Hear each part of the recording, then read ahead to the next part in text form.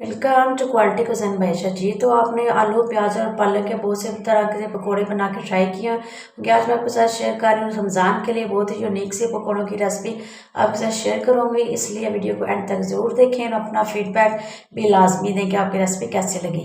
चलते हैं जी अपनी रेसिपी की तरफ। इस रेसिपी के लिए मैंने जी सबसे पहले एक दरमियानी साइज़ का जो है ग्रेट किया हुआ आलू लिया है। इसको अच्छी तरह से ग्रेट करने के बाद इसमें शामिल करेंगे जी एक दरमियानी साइज़ का बारीक कटा हुआ प्याज और थोड़ा सा धनिया।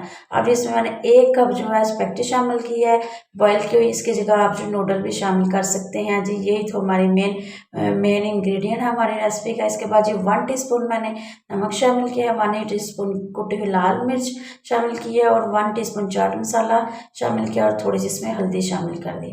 3 टेबल स्पून इसमें जाएगा चावल का आटा और 3 टेबल स्पून इसमें मैंने बेसन का शामिल किया है। अच्छी तरह से मिक्स करेंगे।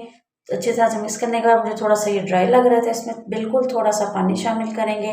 बस इतना पानी इसमें शामिल करेंगे। ये अच्छी तरह से मिक्स होने के बाद सारी चीज़ें जो आपस में बाइंड हो जाएं, इस तरह से देखें अच्छी तरह से जुड़ जाएं। इससे ज़्यादा हम पानी शामिल नहीं करेंगे तो बहुत बैटर जो है पतला हो जाएगा। इसके बाद ये थोड़ा थोड़ा सा मटेरियल उठाते जाएंगे इसको, और जी इसको हम जी करते जाएंगे फ्राई। ऑयल हमारा पहले से ही गर्म होने के लिए रख दिया था मैंने। अब एक एक करके मैंने इसमें शामिल कर दिया है। दोनों साइडों से जो अच्छा सा कलर आने तक इसको फ्राई करेंगे। इसी तरह जी अगर आप मेरे चैनल पे न्यू है तो मेरे चैनल को सब्सक्राइब कर लिए, साथ में बेल आइकन का बटन भी प्रेस कर दिया। इस तरह से मेरी हर आने वाली वीडियो ईजिली आप तक पहुँच सकेगी। बातों बातों में जी हमारे जी मज़ेदार से यूनिक से पकौड़े रेडी होंगे। रमज़ान के लिए बेस्ट रेसिपी है, बच्चों के लिए भी ये आप बना सकते हैं, उनको टी टाइम में और लंच टाइम में दे सकते हैं। रेसिपी ज़रूर ट्राई करें। इस रमज़ान में कुछ न्यू कुछ डिफरेंट सा ट्राई करें, रेसिपी ज़रूर ट्राई करें। वीडियो को लाइक शेयर और चैनल को सब्सक्राइब करना ना भूलिएगा। Thank you.